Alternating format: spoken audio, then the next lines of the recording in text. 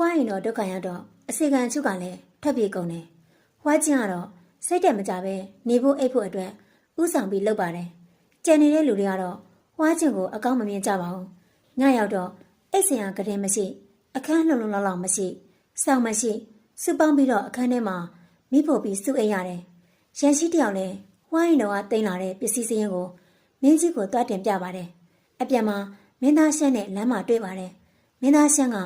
ရန်ရှိကိုနောက်လာမဲ့အစ်စ်ခုနဲ့ရုံးတော်အမတ်အစ်ကမင်းကိုစကားတစ်ခွန်းနဲ့တက်နိုင်တယ်လို့မကြင်မနဲ့နဲ့ပြစ်တင်ပြောဆိုလိုက်တယ်ရုံးတော်အမတ်အစ်ကရန်ရှိဆိုတာကိုမင်းသားရှမ်းမသိပါဘူးဝိုင်းတော်မှာတော့လူတော်များများစိတ်တက်ကြပြီးအရင်အိမ်ဟောင်းကိုသာတန်းတာနေကြတယ်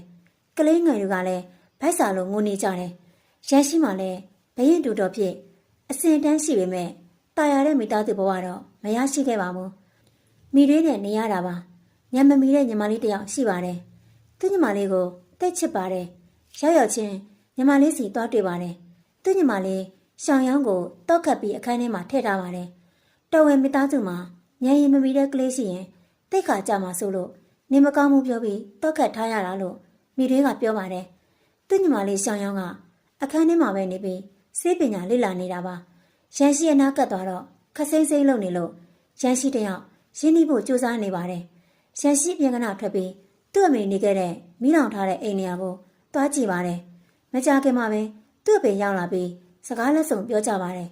ရန်ရှိကတော့ခစိမ့်စိမ့်နေပါတယ်သူ့အမေတရားတာကသူ့အဖေပြောကမကင်းလို့ပါရန်ရှိအဖေကတော့မင်းကြီးကိုမကျေနပ်ပါဘူးဘာလို့ဆိုတော့ရန်ရှိကအဖေထက်ဦးလေးကိုပိုခင်တွယ်လို့ပါဝိုင်းတော်ကတော့ကန်ဆိုးပြီးရင်ဆိုရင်မှာ